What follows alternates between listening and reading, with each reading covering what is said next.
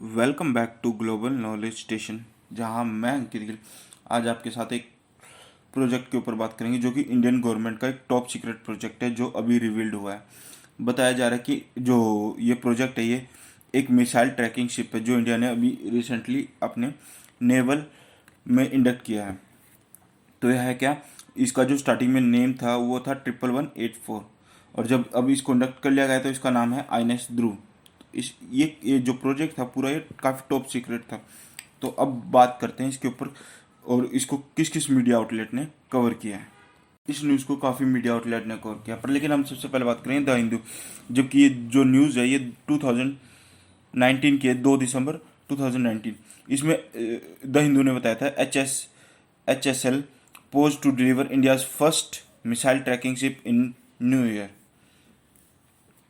तो इसमें कंडक्ट किया था। फिर एक दिन पहले की बात करें तो आईएनएस हिंदुस्तान टाइम ने कवर किया था INS Dhruv that can track satellite strategic missiles और सून ज्वाइन। वहीं अगर हम फोर्ब्स की बात करें, फोर्ब्स ने इसको काफ़ी अच्छी तरीके से कवर किया। India quietly deploys huge spy ship designed to track nuclear missiles. तो ये सारा है। तो अब जानते हैं इसके बारे में और स्पेसिफिकेशंस। थोड़ी बेसिक सी थोड़ा बहुत ध्रुव के बारे में जान लेते हैं। आईएनएस ध्रुव के बारे नेम क्या है इसका, ध्रुव। इंडियन नेवी को मिला है। बिल्डर कौन है इसके, हिंदुस्तान शिप लिमिटेड HSL। इसकी कॉस्ट कितनी है, 1500 करोड़। ले डाउन मतलब कब किया था, 30 जून 2014 को।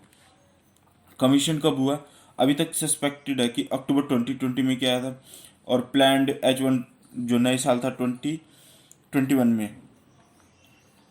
तो स्टेटस क्या है अभी, या तो सर्विस में या इसके फाइनल चेक्स पड़े हैं।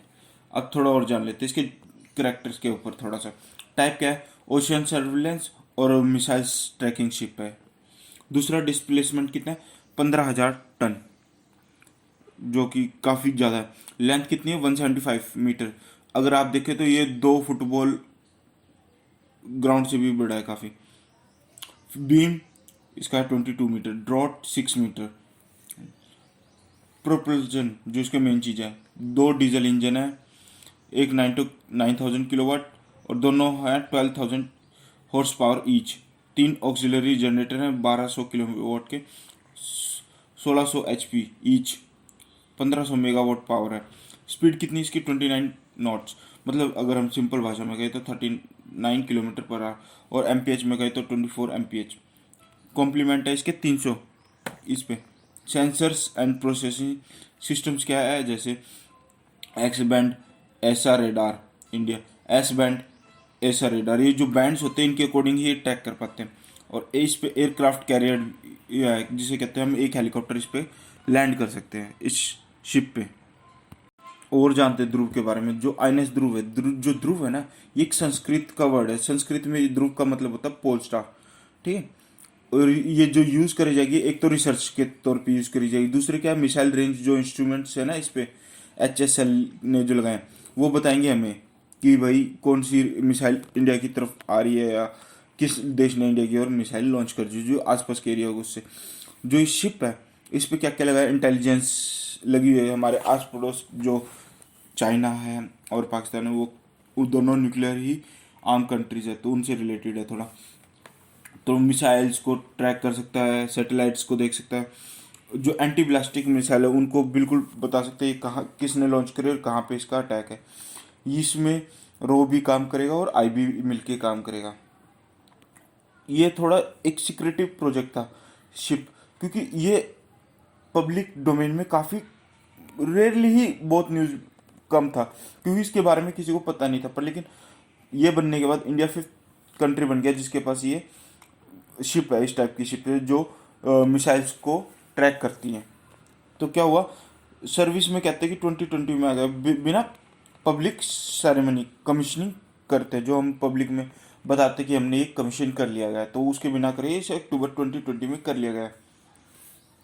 तो थोड़ा और बात कर लेते हैं। जो इसकी लेंथ बताया था जैसे कि 2 फुटबॉल फील्ड के अलोंग एट 175 मीटर, ठीक है।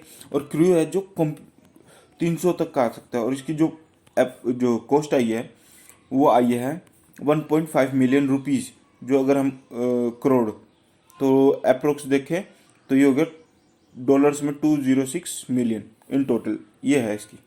तो बात करते हैं ध्रुव है क्या। ध्रुव जो शिप है ये कैपेबल है कई सारे मिशंस को कंडक्ट करने में एक टाइम पे। तो क्या दूसरा क्या है, ये मिसाइल टेस्ट करने के लिए भी, मिसाइल रेंज इंस्ट्रूमेंट उनकी कैपेबिलिटी को, इसमें काफ़ी सेंसर लगे कि हमारे आसपास कोई अगर देश हम पे मिसाइल लॉन्च कर रहा है तो उसको भी ट्रैक करके बता सकते हैं। मेनली जो हमें खतरा होता है वो चाइनीज़ टेरिटरी या पाकिस्तान वाली साइड से, क्योंकि हमारे आज तक जो वॉर हुए हैं वो सिर्फ दो कंट्रीज ही मोस्टली के साथ हुआ है, एक चाइना और दूसरा पाकिस्तान। पाकिस्तान के साथ हमने काफ़ी युद्ध भी लड़े हैं। तो आज के टाइम में हर देश नए नए वेपन्स बना रहा है, क्रूज मिसाइल्स कर रहा है, अपनी रेंज बढ़ा रहा है। तो उन सबको ये उनका डाटा कलेक्ट करके हमें बता सकते कि कोई कंट्री ने वेपन लॉन्च कर दिया हमारी ओर, क्योंकि आज के टाइम में मोस्टली कंट्रीज के पास न्यूक्लियर वेपन्स हैं। जो हिंदुस्तान टाइम्स है उसने इसके लिए कोटा करा था, तो उन्होंने क्या बोला था, force multiple for Indian navy assisting in planning surface, मतलब submarine surface and aerial offensive operation. ये INS ध्रुव के लिए उन्होंने करा था इनके लिए। तो अब बात करते हैं हमारे जो न्यू दिल्ली से है।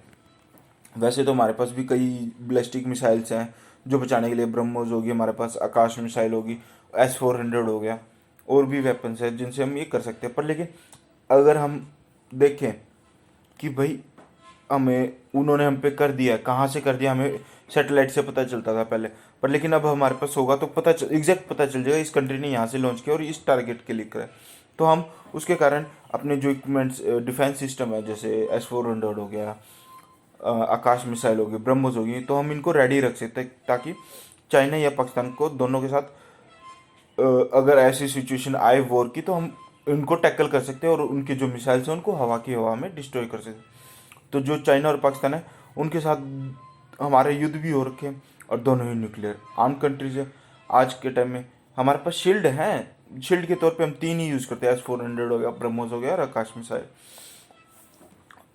S-400 रशिया की है, ब्रह्मोस इंडिया और रशिया ने मिलकर बनाया, आकाश हमारी खुद की मिसाइल है। तो ये सारा है। पर लेकिन अब बात करें जो हम यूज़ करते थे वो BMD सिस्टम यूज़ करते थे। क्या जो मिसाइल्स का को हम कैसे पता चलते, जो उनका फ्लैश होता था ना सैटेलाइट से, सिर्फ उन्हीं से हम ट्रैक कर पाते थे। तो हमारे पास अब 2 लेयर इंटरसेप्टर हो गया, एक हाई ऑल्टीट्यूड लॉन्ग रेंज पृथ्वी एयर डिफेंस है और दूसरा हमारा है lower altitude short range advance air defence missiles हैं। तो इनके थ्रू हम टैकल कर सकते हैं। अब इंडिया 5वां देश बन चुका है, तो हमसे पहले जो 4 देश हैं उनके बारे में थोड़ा थोड़ा जान लेते हैं, उनके पास कौन कौन से हैं ये missile tracking, nuclear missile tracking ships. चलिए बात करते हैं। सबसे पहले बात करेंगे हम US की। उस जो यूनाइटेड स्टेट नेवी है, यूनाइटेड स्टेट एयरफोर्स, ये दोनों के काम होते हैं क्योंकि इससे दोनों काम यूज़ करे जाते हैं। करंटली इस टाइम जो एक्टिव है ना ये 2 शिप्स, सिर्फ अमेरिका के पास इस टाइम जो एक्टिव हैं ये 2 हैं एट करंट। तो मोस्ट ऑफ देम उनको जो पुरानी उनकी शिप्स हैं उनको मोस्टली या तो नासा यूज़ करते हैं या उनको कन्वर्ट करके टैंक के तौर पे, ओल्ड टैंकर्स के तौर पे यूज़ करते हैं।